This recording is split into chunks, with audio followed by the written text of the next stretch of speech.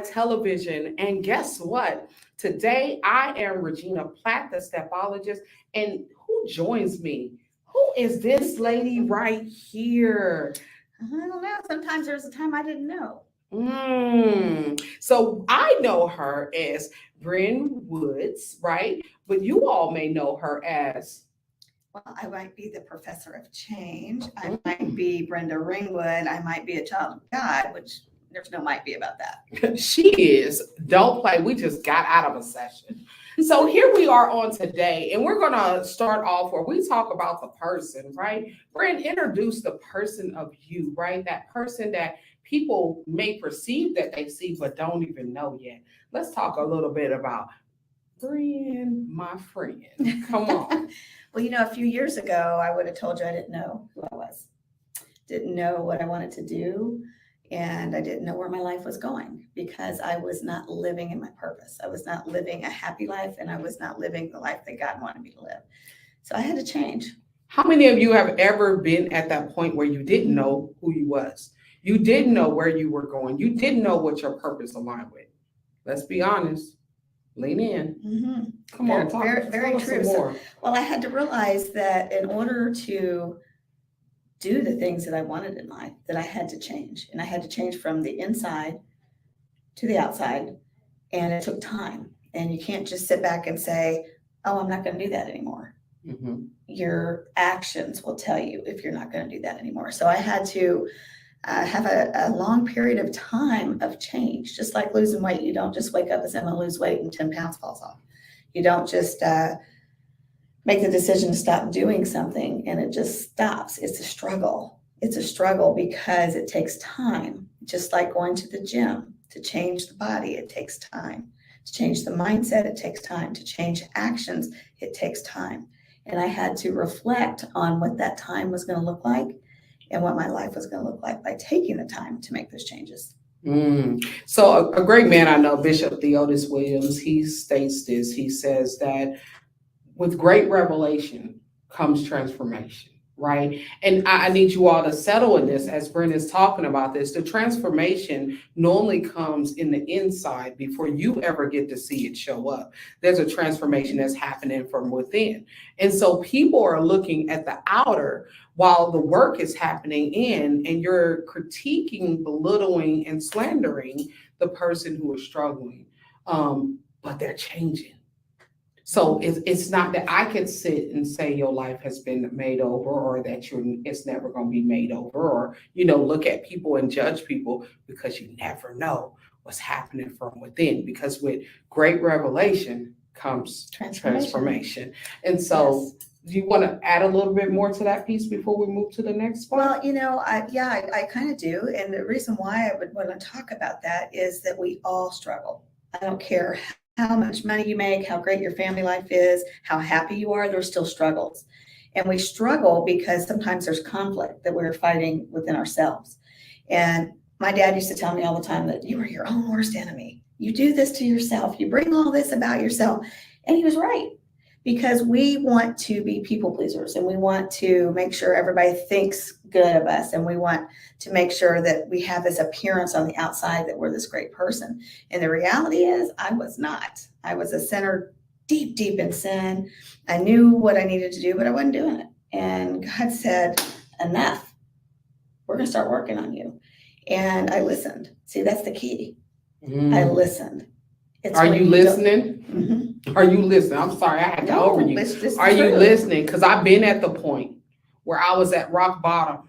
I've been at the point where I didn't know what my next was going to be because I wasn't listening. Are you listening? Are you listening?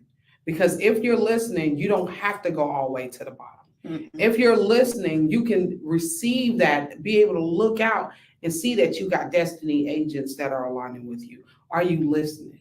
Are you listening? And when you listen, you will see God transform your life. And when I'm not just talking about you, I'm talking about the people in your life.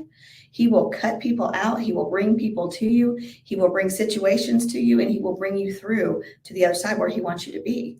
But that process has to be taught. You have to go through it to understand it. And you have to go through it to realize you don't want to go back. Mm-hmm. Because if you just wake up and it's done and there was no experience then what's the transformation? What's the education on it? What is the lesson? So I had to really start to change my thoughts, change what I was saying, and then make sure my actions followed. So, Brenda, I want to ask you a question real fast. How did you see you? I saw me as a broken mess. I saw me in a mud pit that was right up to my nose and I could barely breathe. And if I were to dip down at any point, I would have been gone, drowned. How do you see you today? I still see myself in the mud, but I only see it maybe to the knees instead of all the way up. And the reason why I say to the knees is because I'm still pulling myself out. Because I do have a past, I still have to remember that past, but let it fuel where I'm at. So sometimes that past comes back up and I'm back in that mud puddle, but I have to remember why I'm not up to here anymore. So we were created from the dust of the earth, right? We came as women, we were created very good. I always go back to that. But coming from the dust of the earth reminds you that sometimes you're going to get a little dirty. Mm-hmm. For transformation to happen, you got to get a little bit dirty, You right? do. And so while you're in the mud getting a little bit dirty, I heard you say you got to pull yourself out. But Brenda, I would say to you, one of the things I see is that you're not alone. That's right. And That is true. And that was a question I was going to ask you. Was there ever a part where you felt like you were alone? Because you're not alone anymore. I did. And that was more of the woe is me, the pity me, I'm all by myself. But the reality is I was never alone because Christ was there with me every step of the way. And he then brought people into my life that helped me through. And I could keep stepping up and stepping up and stepping up. And that mud was getting lower and lower and lower. And, he brings people into your life. He's brought you in my life. He's brought Isabel in my life. He's brought a lot of people. But the first thing that he did was he secured my family. Come on. Yep. He secured that family and they surrounded me and they healed that brokenness. And, that is why I do what I do, because my family deserves the best me. They deserve the best version of yourself. And your family deserves that too. And you deserve that. And when you are that best version of yourself, you don't have to remember what to say and what to do because you're just being the best version of yourself. So I say, I will rest in the process of progress, right? That means that every day, the version of me that was in yesterday can't show up tomorrow. Mm-hmm. Why? Because I'm resting in the process of progress. I'm not looking back. I'm stepping forward, right? I'm not looking back. I'm stepping forward. And for you to come all the way out of the mud, it may be a 10-year journey. It might be. You're going to keep looking forward and allow those that reach in to be able to help you get a little bit further than you were before. And so I know this lady to be a great lady, right? We've done a lot of work together. We did the Safe in His Arms together. Not only did we do Safe in His Arms together, if she asked me, I do it, right? Why? Because she's a woman on the move. She's a woman on the move. I'll say that to you. Some women, you're complacently sitting, but we're in a season where women need to align with other women on the move because you may be posted, but guess what? There's a place called there for you. And so I would just want to say that the place called there for you to get to is BTBY, right? St. Louis coming up October 21st through the 23rd. And I don't know no other place that I'd rather be than in the presence of women who are on the move, in the presence of with men who are on the move, in the presence of an atmosphere that's been set up for transformation to take place, right? But for you to get there, you're going to have to take a step and order your ticket. Right? Come on now. Can you tell me a little bit about ordering a ticket in a place to get to a place called there? If you want to get there, it's called BTBY, Becoming the Best You. And if you want to go there, you have to go to St. Louis and you got to go over to comechangeyourlife.com. And to be there, you can go in person or you can come just Saturday night and fellowship with us, or you can buy an online ticket. It's just $49 and that supports the movement. It supports what we're doing. So you can watch it anytime you want. It will be the full 3 days. And just go on over and check out some of the testimonials. Go over to our Facebook group at Becoming the Best You, saying overcome challenges, just like the website, and see what people are saying about this movement, because it's real. Ooh, she said it's real. So let's roll back here because we're talking about a BTBY television. We're talking about a conference, right? We're talking about live entertainment where you can get, and I don't, it shouldn't maybe call it entertainment, but some of y'all need to change your entertainment. You're looking at the wrong things. What you're watching is limiting you, but you can go on social media, you can go on YouTube, and it's all set up where you can get a powerful message from different people, from different locations, from different backgrounds, from different cultures who are on the move, right? Who understand that to become the best them is a journey. It's not just one step. No. It's a journey that you have to step through. And so tell me why. What was your why for coming up with the Becoming the Best You movement? You know, my why was because I was sick and tired of being looked at like a criminal. I was sick and tired of being thrown under the bus because of what I had done to myself in the past, the way I treated others and the way that my life was. And I just finally said, enough. I'm not that person anymore. As one of our speakers at Activate Your Power said, I've changed my address. I don't live there anymore. And in order to prove, sometimes you have to make your own way. So I decided that I was going to make my own way. I was going to create a platform for people just like me. It didn't have to necessarily be prison. It didn't have to be divorce. It didn't have to be health. It was any type of challenge that was holding them back, and gave them a platform that they could share on, they could become a family with, and that they could transform their lives just by the association, because we have real people. Every speaker that we have is vetted. Every story that they tell is true. And friendship, I thought I had friends. I thought I had friends in the past, but when trouble comes, you find out who your real friends are. And let me tell you, this group of people, we've had some trouble and they stick together.